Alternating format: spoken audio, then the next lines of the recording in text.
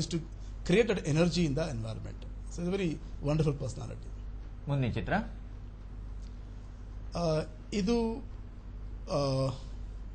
ಒಂದು ವರ್ಷದ ಹಿಂದೆ ಬಹುಶಃ ಜನವರಿ 2005 ವ್ಯಾಲಿಟರಿ ಫಂಕ್ಷನ್. ನಮ್ಮ ಶಿಬಿರ ಹೇಗೆ ಅಂದರೆ 3 ಹಂತಗಳು. ಮೊದಲನೇ ಹಂತ what is called introductory seminar.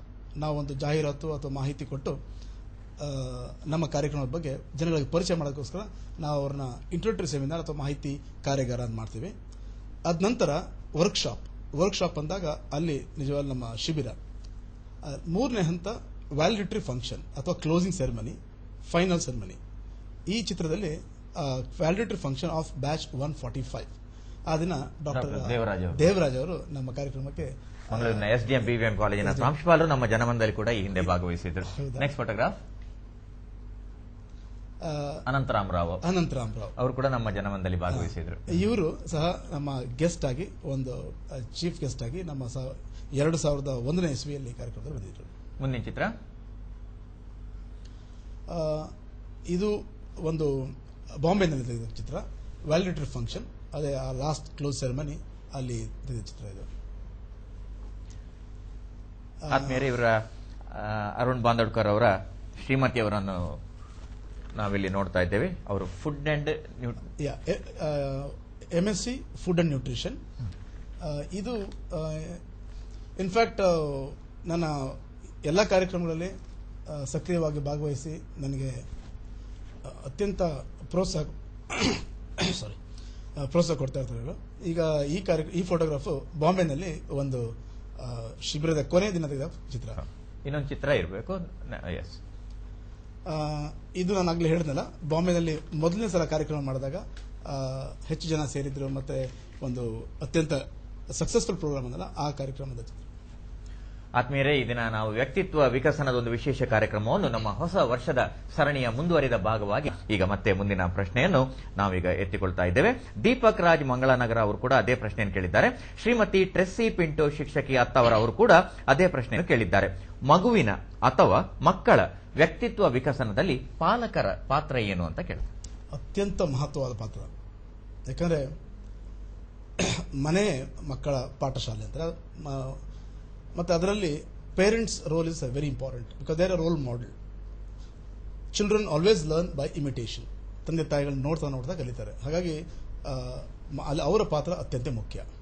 So ಅತ್ಯಂತ ಮುಖ್ಯ ಅಂದಾಗ ಏನು ಮಾಡಬೇಕು? ಒಂದು ಮನೆಯಲ್ಲಿ ನಾವು ಸೌಹಾರ್ದವಾದ ಒಂದು ವಾತಾವರಣ ಸೃಷ್ಟಿ ಮಾಡಬೇಕು.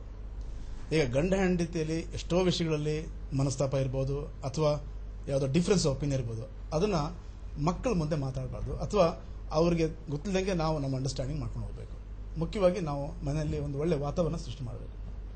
ನಾವು ಕಲಿತ ಪದ್ಯದ ಮನೆಯೇ ಮೊದಲ ಪಾಠಶಾಲೆ, ಜನನಿ ತಾನೇ ಮೊದಲ ಗುರು, ಜನನಿಯಿಂದ ಪಾಠ ಕಲಿತ ಜನರು ಧನ್ಯರು ಅಂತ ನಾವು ನಮ್ಮ ಬಾಲ್ಯದಲ್ಲಿ ಓದಿದ ನೆನಪು. ನಾವು ಮತ್ತೆ ಮುಂದಿನ ಪ್ರಶ್ನೆಯನ್ನು ಎತ್ತಿಕೊಳ್ಳೋಣ. ಶ್ರೀಮತಿ ಟ್ರೆಸ್ಸಿ ಪಿಂಟೋ ಅವರದೇ ಪ್ರಶ್ನೆ ಇದೆ, ಶಿಕ್ಷಕಿ ಅತ್ತವರ. ಆತ್ಮವಿಶ್ವಾಸವನ್ನು ಗಳಿಸಿಕೊಳ್ಳುವುದು ಹೇಗೆ?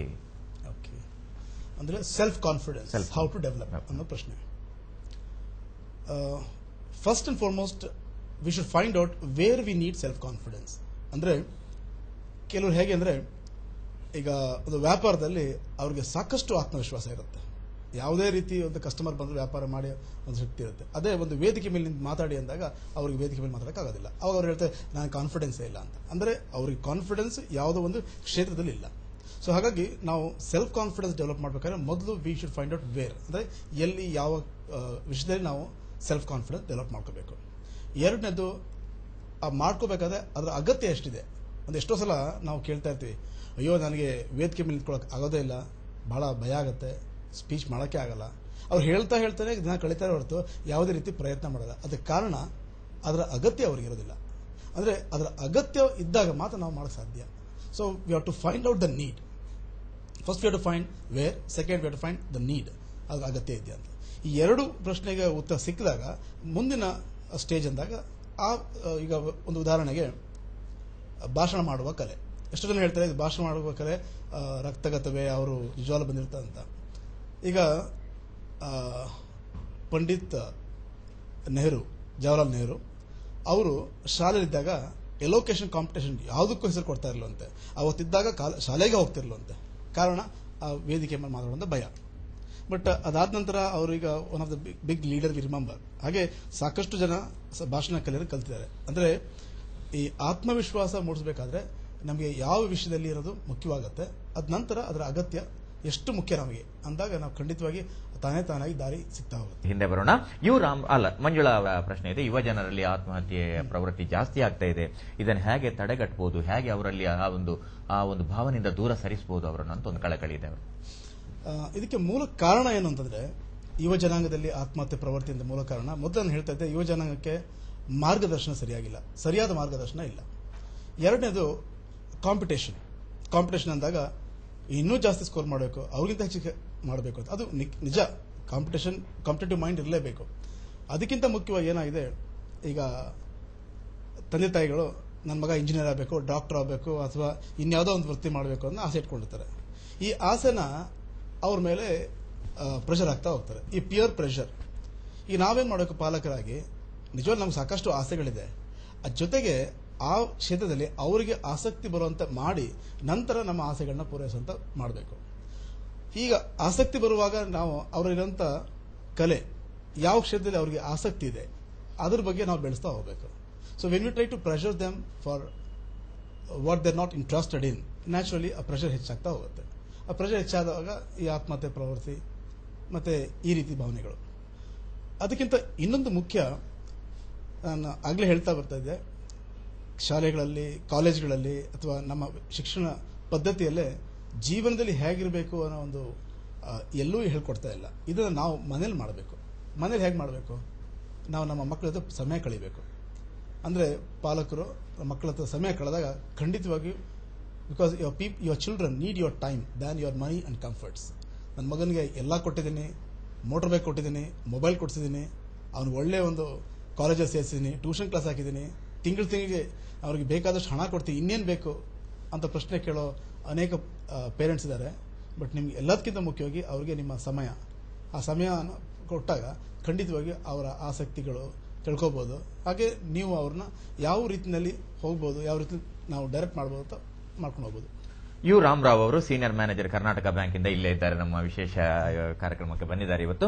ಅವರ ಪ್ರಶ್ನೆ ಕಳಿಸಿಕೊಟ್ಟಿದ್ದಾರೆ. ಯಾವುದೇ ವ್ಯಕ್ತಿಯಲ್ಲಿ ಅಡಗಿರುವ ಸುಪ್ತ ಪ್ರತಿಭೆಯನ್ನು ಹೇಗೆ ಗುರುತಿಸಬಹುದು ಅಂತ ಕೇಳ್ತಾರೆ ಅವರು. ಹಲೋ Sir, Vijayalakshmi, ಹೇಳಿ. There's a question for the guest. Okay. I just wanted to know when and where will be his next program held, sir? Okay. Thank you. I have been conducting this program in more than 20 different cities all over India. In Mangalore, I conduct once in a year or once in 6 months. Just recently, we completed one program. ನಮ್ಮಲ್ಲಿ 3 ತರ ಕಾರ್ಯಕ್ರಮ ಇದೆ. ಒಂದು what is called a public program, ಅಂದರೆ ಪೇಪರಲ್ಲಿ ಜಾಹೀರಾತು ಕೊಟ್ಟು ಯಾರು ಬೇಕಾದ್ರೂ ಸೇರ್ಬೋದು. ಇದರಲ್ಲಿ ಎಲ್ಲ ವಯಸ್ಸಿನವರು ಮತ್ತೆ ಎಲ್ಲ ಗ್ರೂಪ್ನವರು ಇರ್ತಾರೆ, ಪ್ರೊಫೆಷನಲ್ಸು, ಟೀಚರ್ಸು, ಡಾಕ್ಟರ್ಸು, ಹೌಸ್ ವೈಫ್ಸು, ಹೀಗೆ. ಇದು what is called public program. ಎರಡನೇದು, we do this program in different education institutes.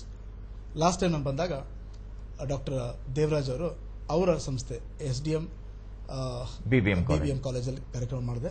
ಅದಾದ ನಂತರ SDM ಉಜ್ರೆದಲ್ಲಿ ಸಹ ನಾವು ಕಾರ್ಯಕ್ರಮ ಮಾಡಿದೆ. ಆ ಉಜ್ರೆ ಮತ್ತು 2 ಕಾರ್ಯಕ್ರಮ ನೋಡಿದಾಗ ಡಾಕ್ಟರ್ ವೀರೇಂದ್ರ ಹೆಗ್ಡೆ ಅವರು ನನ್ನ ಪರ್ಸನಲ್ ಮಾತಾಡಿ ಬಹಳ ಸಂತೋಷಪಟ್ಟರು, ಈ ಕಾರ್ಯಕ್ರಮದ ಬಹಳ ಜನ ಉಪಯೋಗ ಪಡ್ಕೊಂಡಿದ್ದಾರೆ ಅಂತ. ಹೀಗೆ ಸಾಕಷ್ಟು ಬೇರೆ ಬೇರೆ ವಿದ್ಯಾಸಂಸ್ಥೆಗಳು ನಾನು ಮಾಡ್ತಾ ಇದ್ದೀನಿ. ಮೂರನೇದು ಬೇರೆ ಬೇರೆ ಕಾರ್ಪೊರೇಟ್ ಕಂಪನೀಸ್ ಅಲ್ಲಿ. ಈಗ ಸದ್ಯಕ್ಕೆ ಇವತ್ತು ಲಿಯೋಸ್ ಫರ್ನಿಚರ್ ಮಂಗಳೂರು ಮತ್ತು ಉಡುಪಿ ಅವರ ಒಂದು ಸಂಸ್ಥೆಗೆ ಎಲ್ಲ ಅವರ ಸ್ಟಾಫ್ಗಳಿಗೆ ಟ್ರೈನಿಂಗ್ ನಡೀತಾ ಇದೆ. ಮತ್ತೆ ನೆಕ್ಸ್ಟ್ ಮುಂದಿನ ವಾರ ಹರ್ಷದಲ್ಲಿ. ಹೀಗೆ ಕಾರ್ಪೊರೇಟ್ ಪ್ರೋಗ್ರಾಮ್ಗಳು ಸಾಕಷ್ಟು ಇದೆ.